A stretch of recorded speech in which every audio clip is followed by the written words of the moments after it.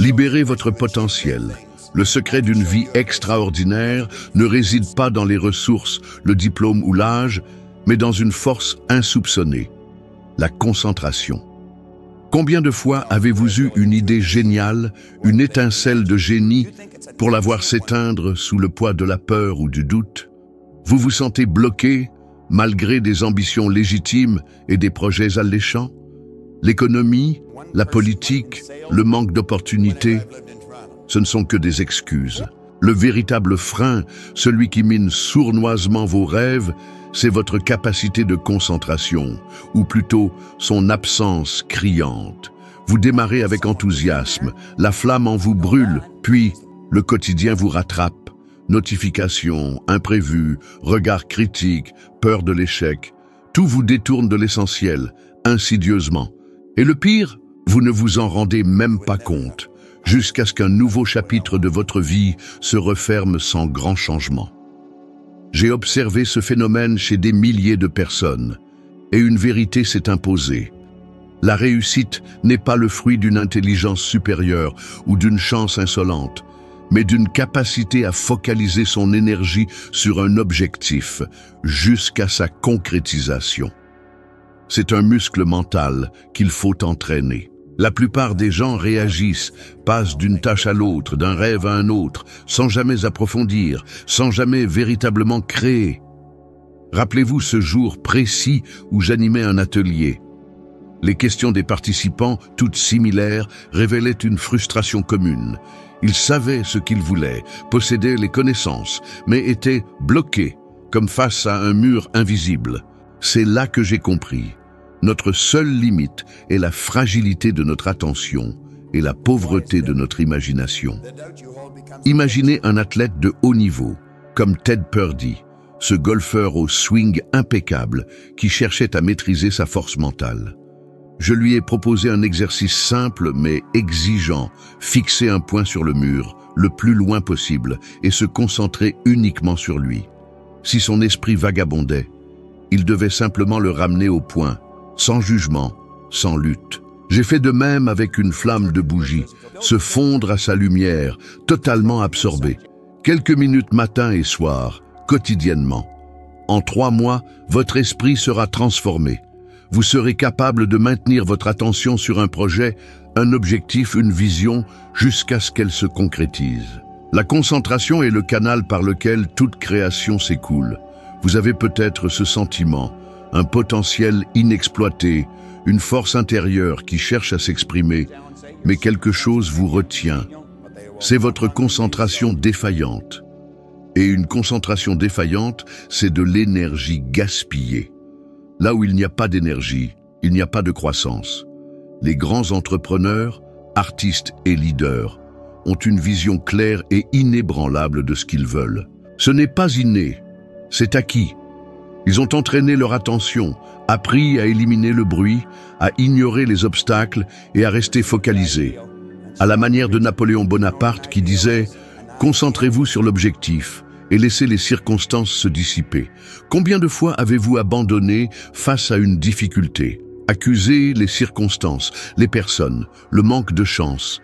Et si je vous disais que c'était simplement votre attention mal orientée qui vous sabotait? Peu importe la difficulté de votre situation actuelle, si vous apprenez à maintenir votre attention, ne serait-ce que quelques minutes par jour, tout commencera à changer. L'attention est le pont entre votre imagination et la réalité tangible. Sans elle, vous ne faites que rêver. Avec elle, vous créez. La neuroscience le confirme. La pleine conscience améliore la prise de décision, la gestion du stress et la performance sous pression. Ce sur quoi vous vous concentrez se développe, ce que vous ignorez s'efface. La plupart des gens se concentrent sur les problèmes, les dettes, la peur, les erreurs du passé. Et devinez quoi? Tout cela grandit. Seuls quelques-uns se concentrent sur leurs désirs avec une telle intensité que la réalité se plie à leur volonté. Ce sont les victorieux. Choisissez. Observez le point. Retournez-y. Recommencez. Chaque jour, le succès cessera d'être une possibilité pour devenir une conséquence. Vous n'êtes pas prisonnier des circonstances, du manque d'argent, de diplôme ou de réseau. Vous êtes prisonnier de l'image que vous avez de vous-même, une cage invisible, inaccessible aux autres. Votre autoperception est le cadre invisible de votre réalité. Vous n'irez jamais au-delà de ce que vous croyez être. Vous ne conquérirez jamais ce que vous ne jugez pas mériter au fond de vous. J'ai vécu cela pendant des années. Manque d'ambition, de direction. J'acceptais n'importe quel travail. Usine, station-service, réparation de pneus, lavage de voitures. Et dans mon esprit, cela définissait ma valeur. Je ne voyais pas d'issue, pas d'avenir. Le plus terrifiant, je trouvais cela normal. La plupart des gens vivent ainsi, enfermés dans une prison de pensées limitantes. Ils se perçoivent comme petits, fragiles, insuffisants. Et c'est pourquoi ils récoltent les mêmes résultats. Le monde extérieur n'est que le reflet de ce que vous acceptez comme vérité sur vous-même. Des phrases comme « je suis nul avec l'argent »,« ça ne marche jamais pour moi »,« je n'arriverai jamais à sortir de cette situation ». Ce ne sont pas juste des pensées isolées, ce sont des briques, les briques de votre propre prison. Chaque répétition renforce une image de soi basée sur l'échec, la pénurie et la limitation. Tant que cette image persiste, rien ne changera véritablement. L'autoperception est un thermostat interne. Si elle est réglée à 20 degrés, elle peut monter temporairement à 30 degrés. Un bon mois, une promotion, mais elle redescendra inévitablement. Inconsciemment, vous saboterez, gaspillerez, reculerez, jusqu'à retrouver votre normal. C'est ce qui m'a maintenu dans la pauvreté pendant si longtemps. J'essayais de nouvelles choses, lisais des livres, suivais des conseils, en vain. Car au fond, je ne me voyais pas capable de prospérer. Mon auto-image n'était pas compatible avec le succès. Robin Williams, un artiste brillant, un homme qui a apporté de la joie à des millions, portait en lui une auto-image dévastée. Il ne se sentait pas assez bien. Et cette image intérieure, invisible aux autres, a fini par l'emporter. Le succès extérieur n'a aucune importance si l'image intérieure est en ruine. Mais cette image n'est pas immuable. Elle a été construite. Et ce qui a été construit peut être reconstruit. Commencez dès maintenant à cultiver une nouvelle image de vous-même. Le premier pas, cessez de vous définir par votre passé. Ce qui s'est passé n'est pas ce que vous êtes. Votre histoire n'est pas votre destin. Voyez-vous comme quelqu'un digne de réussir, prospère, confiant, capable. Répétez-le, écrivez-le, lisez-le, visualisez-le, affirmez-le. C'est comme un muscle. Il faut l'entraîner. Écrivez chaque jour. Je suis une personne précieuse, puissante, prospère et capable. Lisez-le à haute voix. Imaginez-vous vivant cette nouvelle réalité. Visualisez-vous au volant de cette voiture, dans cette maison, dans ce bureau, souriant, dirigeant, respecté, triomphant.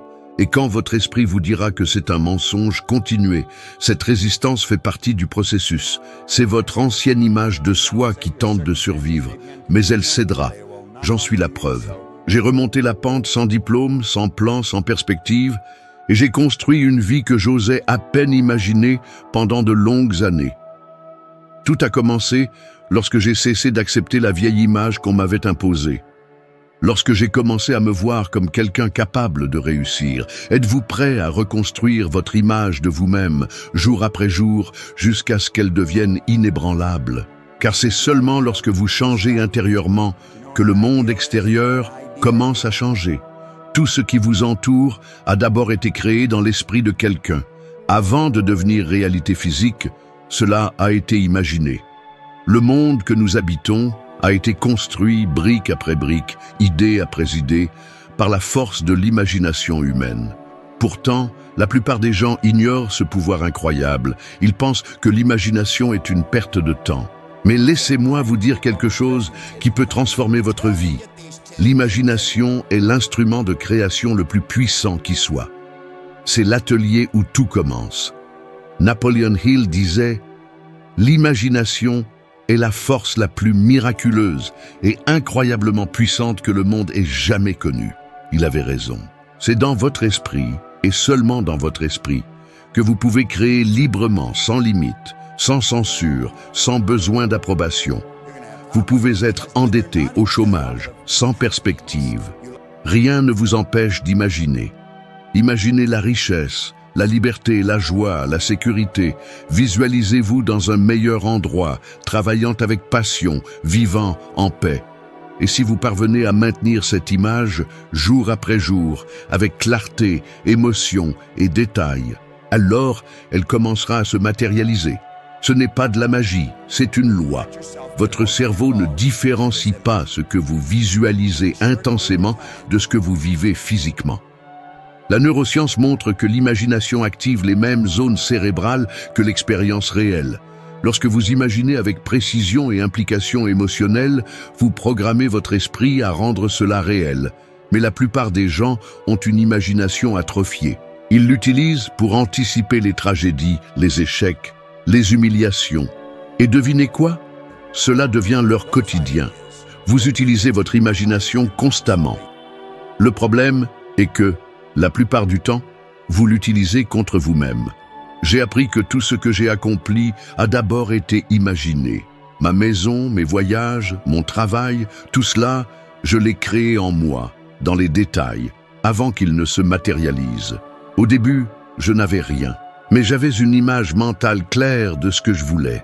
Je me voyais au volant d'une belle voiture, conclure des contrats, aider les gens, vivre dans l'abondance. J'écrivais cela, je le lisais tous les jours, je m'impliquais émotionnellement dans cette vision. Il y avait des jours où c'était difficile à croire, la réalité semblait crier le contraire, mais j'ai persévéré jusqu'à ce que ce désir devienne une conviction.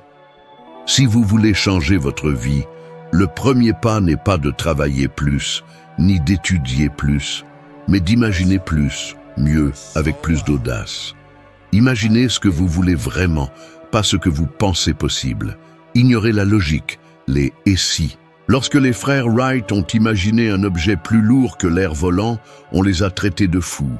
Lorsque Eddie Larry a regardé le sommet de l'Everest, on lui a dit que c'était impossible. Et pourtant, ils ont réussi, parce qu'ils ont imaginé avant de prouver. Cessez d'imaginer le pire et commencez à créer consciemment ce que vous souhaitez vivre. Prenez un papier. Écrivez en détail comment est la vie que vous désirez. Où habitez-vous? Avec qui vivez-vous? Que faites-vous au réveil? Combien gagnez-vous? Comment vous sentez-vous? Décrivez avec des couleurs, des émotions, une richesse de détails. Utilisez le présent. Je suis, j'ai, je vis. Car tout commence maintenant. Et il ne suffit pas d'écrire une fois et d'oublier. Relisez, réécrivez, visualisez tous les jours. Faites-en un rituel. Vous verrez que cette image commencera à faire partie de vous. Et lorsque cela arrive, le monde doit s'aligner sur ce que vous affirmez intérieurement. Les gens remarqueront une différence chez vous.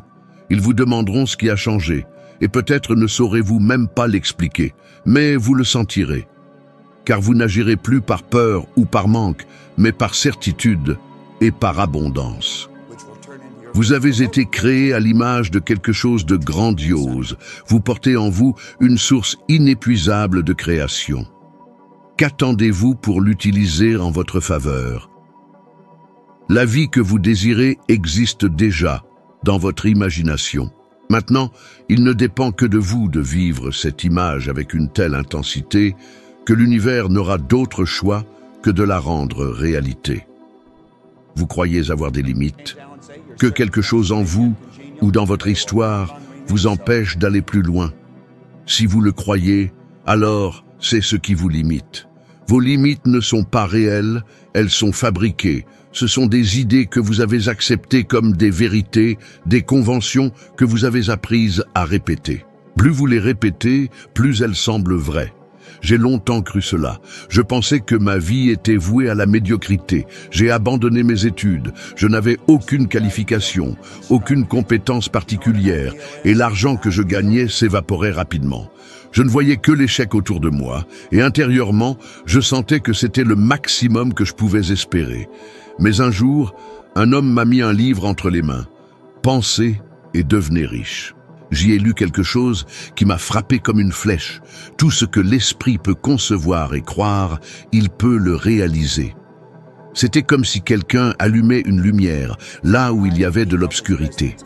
J'ai compris que le problème n'était pas extérieur, mais intérieur, dans les histoires que je me racontais sur qui j'étais et ce qui était possible. C'est là que beaucoup trébuchent. Ils veulent changer de vie, mais conservent la même structure interne qui les a conduits jusqu'ici. Ils veulent des résultats différents, mais ne sont pas prêts à remettre en question leurs propres croyances. Et sans cela, rien ne change. La science a prouvé que le cerveau crée des modèles mentaux limitants basés sur les expériences passées, surtout les plus douloureuses. Il le fait pour vous protéger, mais cette protection devient une prison invisible. Vous ne voyez pas les barreaux, vous sentez juste que vous ne pouvez pas aller plus loin. Combien de fois avez-vous pensé à créer une entreprise, demander une augmentation, déménager, suivre un rêve? Et aussitôt, une voix intérieure vous a dit « Ce n'est pas pour toi. Tu n'as pas ce qu'il faut. » Et si ça rate? Cette voix n'est pas votre intuition, ni votre sagesse. C'est une vieille programmation basée sur la peur, la pénurie et la survie. Tant que vous continuerez à écouter cette voix comme si c'était la vérité absolue, vous continuerez à vivre en deçà de votre potentiel. Comprenez que l'esprit ment. Votre travail n'est pas de le combattre, mais de le reprogrammer. S'il a été programmé avec des limitations, il peut aussi être reprogrammé avec des possibilités. L'exercice le plus puissant que j'ai appliqué, l'écriture consciente d'une nouvelle identité. J'écrivais tous les jours « Je suis si heureux et reconnaissant maintenant que… » Et je complétais avec l'image de l'avenir que je voulais vivre au présent avec des détails, de l'émotion, de la vérité. Cela m'obligeait à abandonner mon ancienne identité, à me connecter à un nouvel état mental, à agir comme si je vivais déjà cette réalité. L'action sans identité est un sabotage garanti. Si vous essayez de changer de vie, mais vous considérez toujours comme petit, incapable ou malchanceux, vous ferez un pas en avant et deux en arrière. J'ai vu cela se produire chez des milliers de personnes.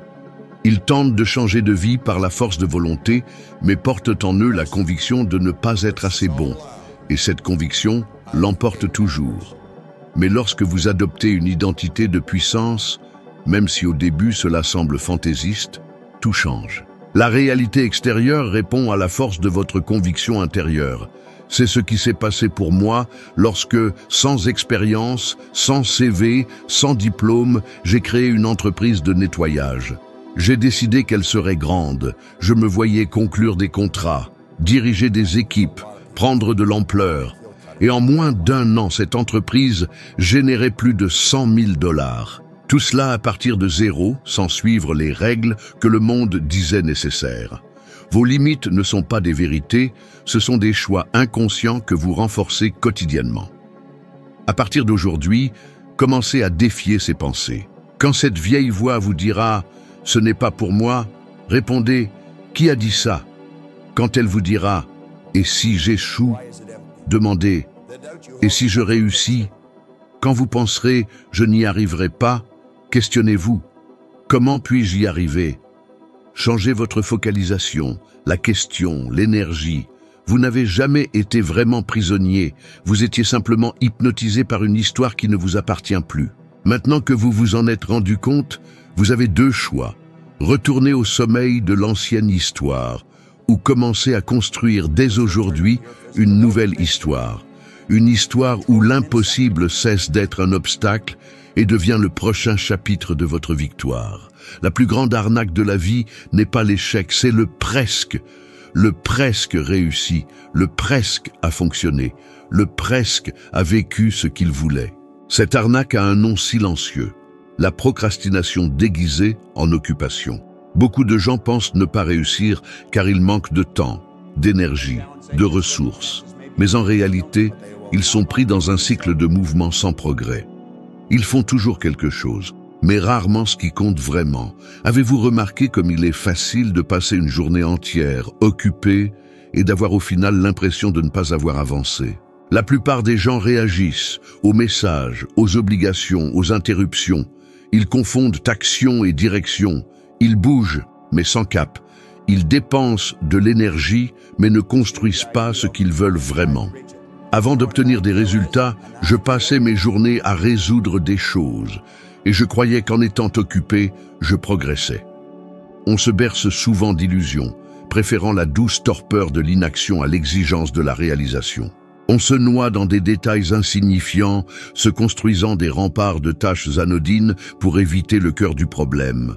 Le grand saut dans l'inconnu, la confrontation à nos propres limites. Ce confort illusoire, on le connaît tous. Combien de fois avons-nous repoussé l'échéance, préférant l'apaisement temporaire à la satisfaction durable? Ce report incessant, cette fuite permanente, c'est un vol de temps, un détournement de notre propre énergie vers des impasses stériles. On accumule les projets inachevés, les rêves enfouis, non par manque de talent, mais par manque de courage, par peur de l'échec, par cette voix intérieure qui susurre le doute. Steve Jobs l'avait compris. La conscience de notre propre fin est le meilleur stimulant pour agir, pour saisir l'instant. Il ne s'agissait pas de précipitation, mais d'une urgence sereine, d'une lucidité face à l'inéluctable. Attendre le moment parfait est une illusion, une chimère. Ce moment, il faut le créer, en osant, même imparfaitement, même avec la peur au ventre.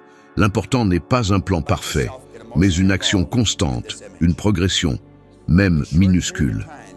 Commencez petit, une action inconfortable par jour. Un appel téléphonique, une proposition envoyée, le début d'un cours en ligne. Cette simple discipline, répétée quotidiennement, démontre votre force intérieure, votre capacité à dépasser vos résistances. Vous êtes né pour créer, pas pour survivre. Chaque minute de procrastination est une minute volée à votre futur potentiel. Ne vous laissez pas paralyser par la peur, par le doute. L'action, c'est la clé. Commencez, même si vous ne savez pas comment finir. Le succès se construit pas à pas, non pas en contournant les difficultés, mais en les affrontant, en transformant votre réalité intérieure. Car ce ne sont pas les circonstances qui vous limitent, mais vos propres croyances, vos limitations auto-imposées. Transformez votre perception du monde et le monde se transformera en conséquence. Poursuivez votre chemin, la voie vers une existence plus accomplie s'ouvre à vous. Soyez un peu meilleur aujourd'hui qu'hier. À la prochaine vidéo.